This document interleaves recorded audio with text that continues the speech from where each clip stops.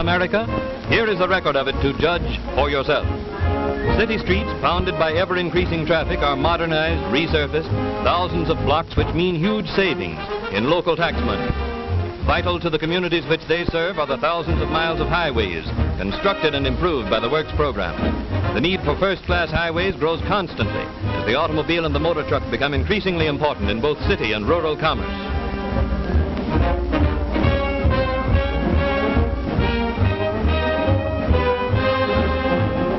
In many regions, great loss has befallen farmers and other rural residents during periods of bad weather which made secondary roads impassable. The need for adequate farm-to-market roads, which would make the transportation of farm produce independent of weather conditions, has been recognized in all parts of the country. But not until the beginning of the Works program was it possible to initiate a general plan for the development of farm-to-market roads. This plan brings immediate improvement in local business and property values wherever a secondary road is completed. At last, the farmer finds it possible to reach his market over well-constructed, weatherproof roads. In all these construction projects, local labor is employed, and wherever possible, the raw materials are obtained from quarries in the immediate vicinity. How big is the WPA road program? In its first 18 months of operation, the mileage end-to-end would have stretched 5 times around the earth. In many parts of the country are regions which depend largely upon the tourist's trade as a local industry.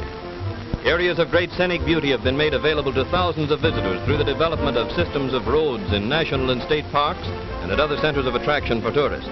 Many of these vacation spots were completely inaccessible before the assistance of the Works program made road construction possible.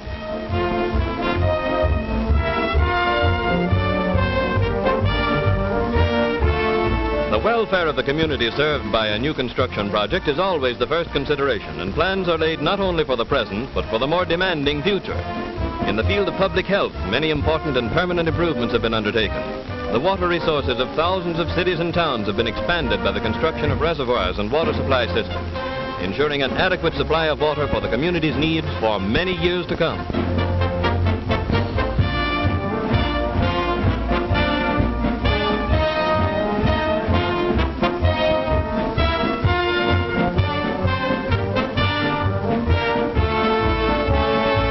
A particularly interesting example of a long-felt need met by the Works program is this reservoir at Atlantic City.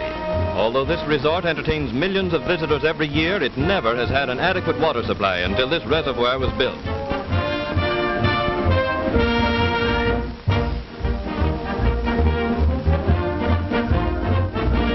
Another type of permanent construction is this community stadium, representative of a large group of projects that provide facilities for public gatherings all over America. In cooperation with other federal agencies, many important improvements have been made under the Works program at the Brooklyn Navy Yard and other centers of government activity.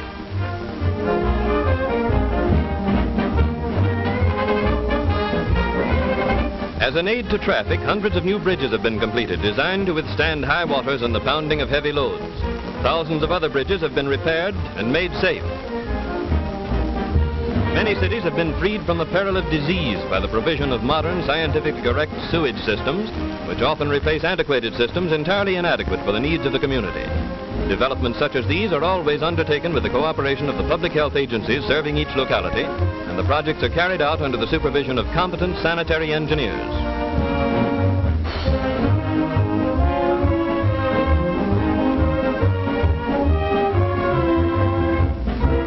The rapid growth of air traffic outdistanced the airport for hundreds of cities seized the opportunity offered by the WPA to build or improve modern airports.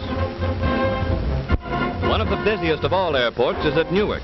This field is the eastern terminus of all of the great transcontinental airlines, and hundreds of transport ships land and take off from its runways every day.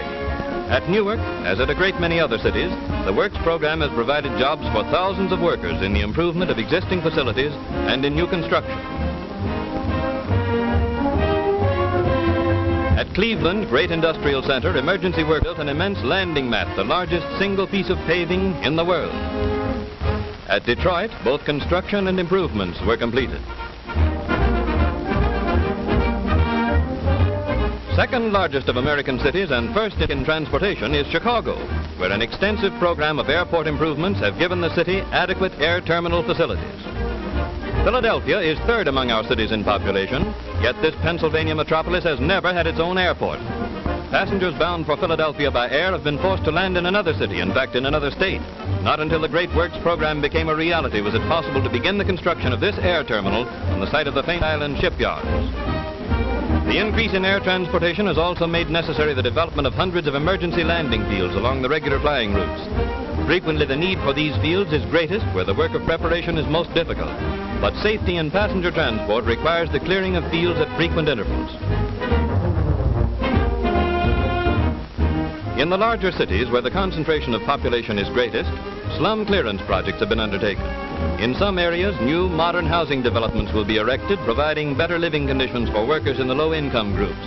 In other locations, the land cleared will be used for public parks and playgrounds. In all parts of the country, the letters WPA are a symbol of progress and improvement. On buildings under construction, they mean the replacement of inadequate public facilities by new, well-planned structures. On buildings under repair, they mean the preservation of existing structures for greater utility. Many thousands of such jobs as these dot the map of the United States, giving work and hope to people who can't find jobs, impetus to retail trade and heavy industry, and permanent improvements to a host of communities for the years to come.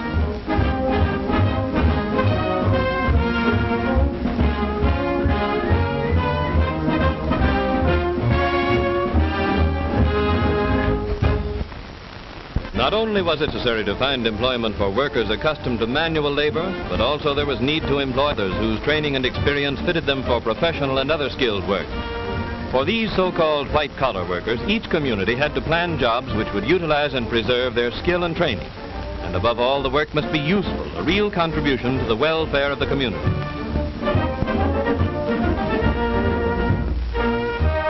In planning traffic control for congested cities, jobs have been found which require varying degrees of skill. In the study of traffic problems, the first step is to determine the number of vehicles passing a given point. Then experts are employed to lay out new routes and regulations which will ensure greater safety for both motorists and pedestrians. Manpower for hundreds of such surveys is provided by the Works program. Tests have been devised to determine the ability and fitness of drivers so that the element of human failure may be eliminated. In cooperation with the police departments of several cities, automobile inspection stations have been established in an effort to reduce the number of unsafe vehicles on the road. Under the supervision of expert mechanics, every safety device is carefully checked for perfect operation. The laws of many states and cities require a regular inspection of this nature, and the possession of an up-to-date inspection label is necessary before the car owner may use his automobile on the streets and highways.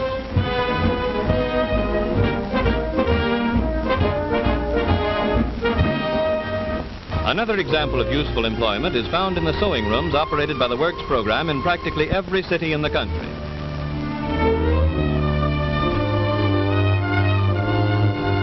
Expert craftsmanship is encouraged in design groups associated with the sewing projects. Women who are the principal support of their families are paid for their work, and the millions of garments and miscellaneous articles they produce are distributed free to families on relief or to tax-supported institutions.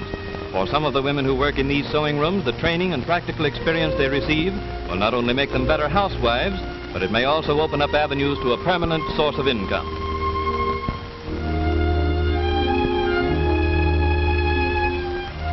Many other types of employment are provided for women. In a number of weaving projects, instruction is given in an interesting and useful craft. Part-time employment is provided in many kitchens where clean, wholesome school lunches are prepared for undernourished children of needy families.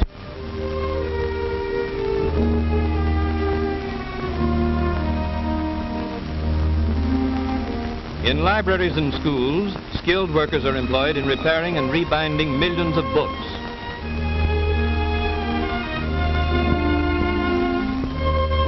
In many places where books were hard to find, over 2,000 traveling libraries now supply the demand for knowledge and entertainment and general health supervision.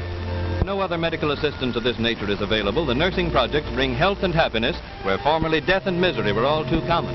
Their visits run into the millions. New interests have vanquished the darkness of despair in the lives of thousands of sightless men and women as a result of several projects in which books and maps have been translated into Braille, the written language of the blind. The proofreading of these works is done by sightless experts. In some cities, instruction is given in the reading of Braille maps. The tragedy of blindness has been the lot of thousands of our people in region Tacoma. A dread eye disease is prevalent. Many of its victims are prevented by poverty, isolation, or infirmity from receiving medical attention. To these people come visiting nurses to examine suspected cases, and provision is given to free clinics. With this assistance, medical science has found it possible to control a disease which is a menace to young and old alike, in many cases affecting every member of a large family.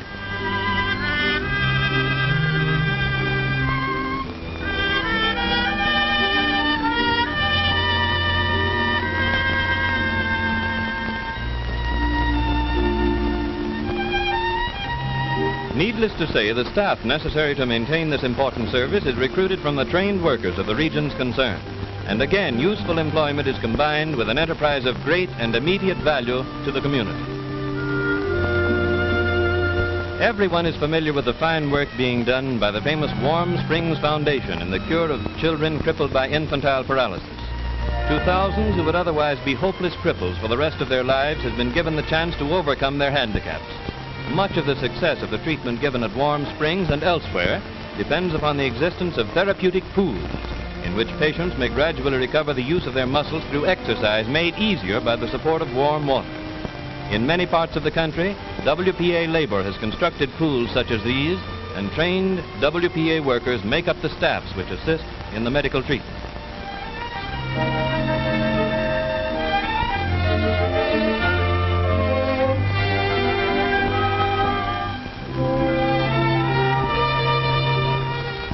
This therapeutic pool is in the James Whitcomb Riley Memorial Hospital in Indiana, made doubly interesting by Riley's immortal poem about the little crippled boy with curvature of the spine.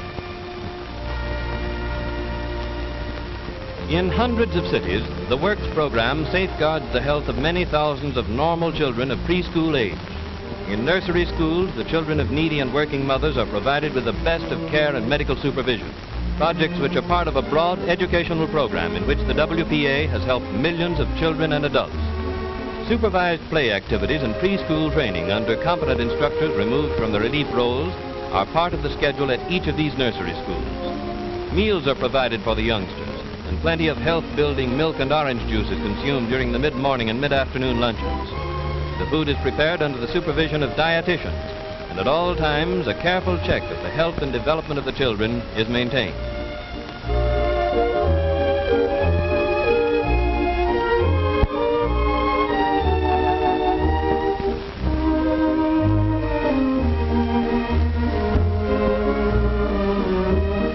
In these nursery schools, acquire habits which will guard their health later in life. Here is a work which lays the foundation for a new generation of good citizens. Another part of the Works program enters the field of adult education, and this subject embraces a number of widely varied projects. Some of the most interesting of the WPA projects in adult education are the classes in which hundreds of thousands of foreign-born people learn the language and customs of their adopted country.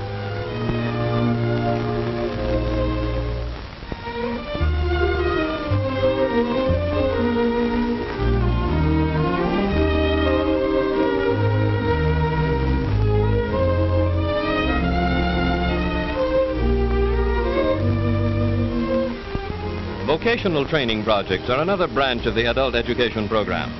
Many classes established in which instruction is given to men and women who will find very practical uses for their newly acquired knowledge in their daily lives. Every effort is made to adapt the instruction to the need and native ability of the student. Women are instructed in the arts and crafts for which they are best fitted, as exemplified in the millinery classes. In the same general category, we find classes for men in which the students are initiated into the art of tailoring. Through the training they receive here, they will be enabled to take up a profitable trade which will assure them of work and independence.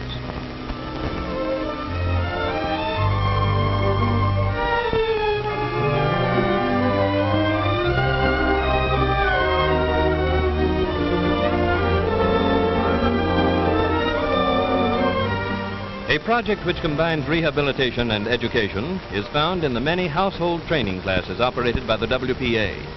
Here, future housewives are instructed in homemaking, and inexperienced girls from relief families are given training which will make them self-supporting. As the girls master each branch of household art, their progress is indicated on a chart. Upon graduation, the girls are placed through an employment service conducted by the Works program.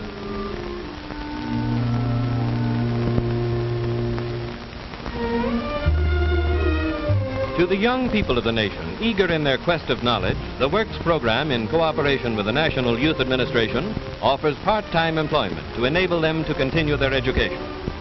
The type of employment offered is determined by the needs of the community in which the young people live. In fruit-growing districts, canning units have been set up in which girls can and preserve fruit for local householders. Part of the product is distributed to families on relief.